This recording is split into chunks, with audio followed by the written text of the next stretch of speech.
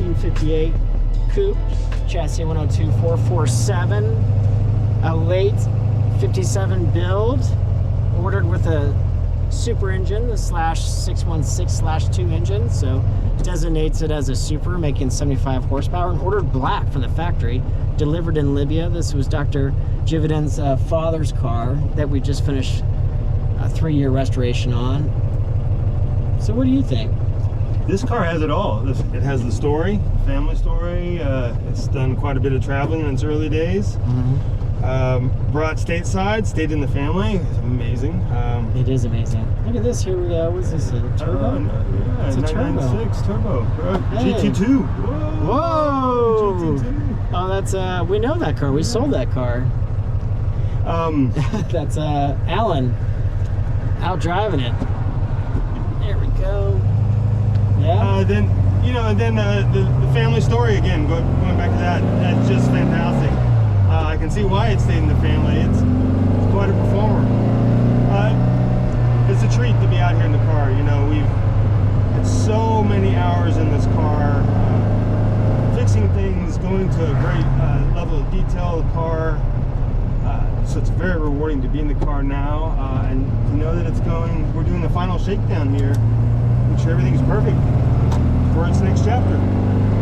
For all you that do not know, Udo Reisinger, who I met bicycle riding, we used to race together. Yeah, we used to ride on roads like this all the time. We used to ride on the group rides together and road riding, and but Udo is our restoration project manager. So Udo's responsible for the workflow on each project, also the minutia, historic, authentic details. Again, this car being delivered to Libya, delivered to U.S. servicemen, but it was delivered in Euro spec, even though it was eventually going home to the U.S. And all kinds of really cool details. We've done videos on this car talking about some of the late 57 details on a 58 production car. But you know, what I'm so proud of our company and our team is the things that you would normally expect in a restoration, the window mechanisms working so well, because we do that pre-fitting of body and paint work. Everything from the horn ring,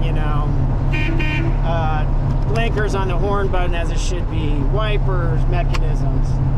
Now, even the seats that we were talking about earlier, they're not overstuffed, they're done in vinyl. It really drives me nuts when people restore cars. Of course, it's their free will, it's their car, but I like cars when they're done as they were built.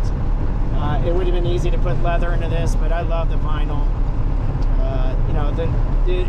You spend all the time in the world trying to find this original radio block-off plate, which sounds like an easy task, but not in today's world. Yeah. It drives so nice. The steering box is so tight on it.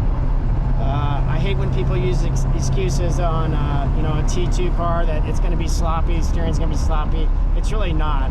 Shouldn't be if it's rebuilt. The steering box is rebuilt the right way. And we obviously Simon Briggs, our engine builder, one of our engine builders, he also built this gearbox, the 741 gearbox, one of the best gearboxes built by Porsche. Everything feels so good and tight on this car. Yeah, it really does. I'm watching you with all the controls, the steering, the pedal box, everything just looks great. The car just feels great coming out of the turns too. Do you think it blows people's minds with our restoration contracts? Like simple things. Obviously, you expect the turn signal to work on the gauge. Do you think it blows people's minds that we put on the restoration contract, that we're going to drive the car 200 miles or more before it's shown? Sure. I mean, when you see the fit and finish of these cars and the work that's gone all the way through metal, all the way through, you don't want anything to happen to these things.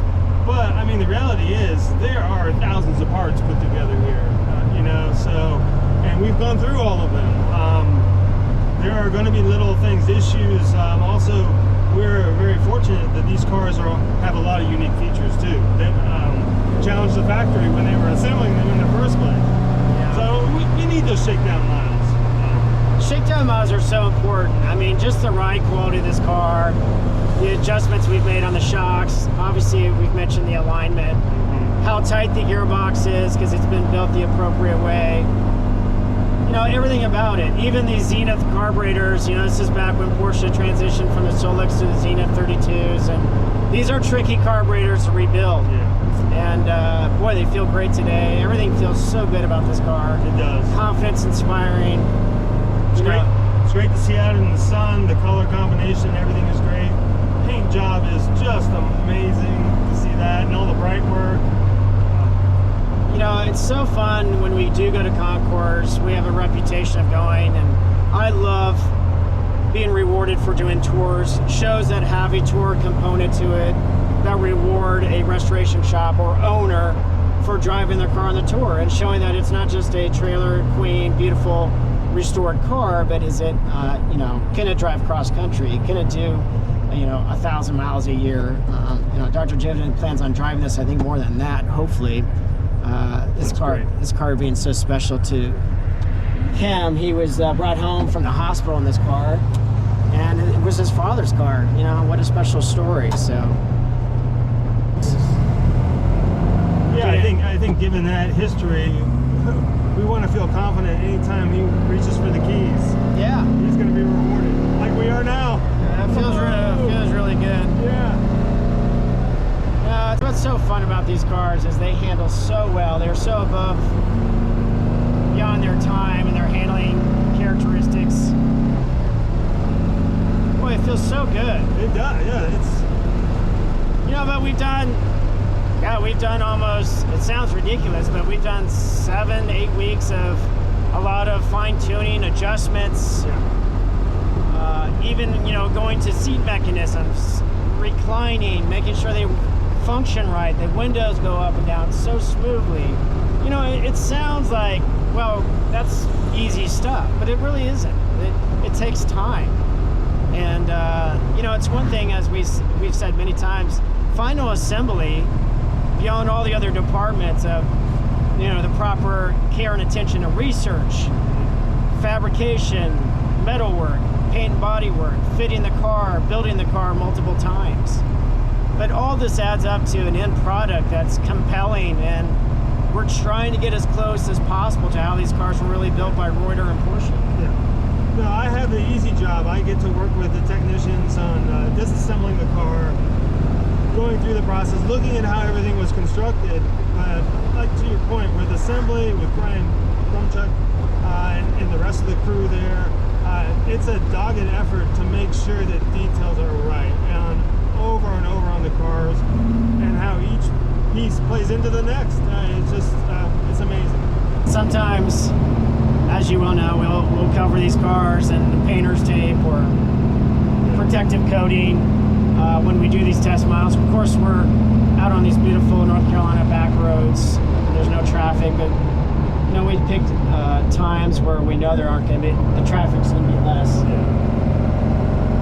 What's been the most surprising thing for you? I mean, you have a big job, a lot of responsibility, being in charge of all this research and kind of workflow execution. What's been the biggest surprise so far for you, Udo? Overall? Yeah. Since you've jumped on board as a road scholar. I didn't realize all the cars would be so unique and so special with all the features. Another one of one and another one of this, and there were 4 of these made, and these parts aren't available, but it's an amazing challenge through all that, especially because of our team. Again, helping me on research and helping me with fabrication and techniques and finishes. No, you're right. I mean, it's funny. Well, you know, in the Porsche restoration world, you know, how hard can a 58 T2 car be? Well, it can be really hard when you're using, you know, our goal as a company is always using original parts and capturing original details. Again, this being a late 57 build, early 58 delivered car, there were some nuances about this car that were a little different, you know. And then also, you know, we're really particular about, well, how are these cars, what color primer were they using, et cetera, overspray, all those details. And I mean, as we always laugh about in the shop, how hard can it be? It can be actually really freaking hard. And then uncovering different modifications the car's had over the years too, to get those things back to the way it should be. And it tracks so well around these corners, around these sweepers. I love that this car was delivered with white walls. You know, we've had a lot of feedback through social media or a few updates on the restoration page, and people were like, oh, what's up with the white walls? It's either love or hate it. This car was actually delivered from Porsche with white walls. So, pretty cool thing. And we have pictures of Dr. Jiven and his father racing this car. yeah. They had pictures of him at the track, literally with writing on the side of the door in dirt, Giant Killer. And I just think that's so special. And I just love it. I just love the history of this car and the fact that Dr. Jiven was brought home in the hospital in this car, and now he's going to drive it and preserve it and use it, and everything works on it. And just being a part of that story, which makes all this so special, the long hours. We talk about it all the time in the shop, and I don't think anyone that is in the industry or restoration world can ever really overemphasize that when you do it to any level, it's a real commitment. It is, yeah. There's always the next step for the process for the car. There's more research. There's the attention to detail on each of the aspects of the car. It builds up, but we have a process where it kind of guides itself through. We're able to have the time everybody needs to do that type of work too, which is an important thing. You don't see that nowadays much either, where everybody can pay attention to all of this and care about it. You know, when I started in this industry 20 plus years ago, concours were, everybody was, let's pull the parking brake so we don't roll. There we go. Nice parking brake. You know, people were aligning screws perfectly aligned. The level of over restoration was kind of normal. And again, I'm so proud of our team because getting all these details, even from the ignition switch and the keys and the proper stamp keys and how the ignition switch, you know, works in the turn-in, you know, the initial turn-in of it. It's so nice. I always love that, you know. Yep. Goes right to idle. But Udo, thank you for your time. Thank you for everything you do to make these projects special and the execution was special. And it's a fun day. It's always this is the best part of the restoration and getting to this phase. Yeah, this is kind of like a final exam, graduation, all wrapped up at the end, making sure it's a reward to get in the car. The team has stared at the car from the other side much more than inside here. So this is a retreat. Thanks, man. Thanks, bro.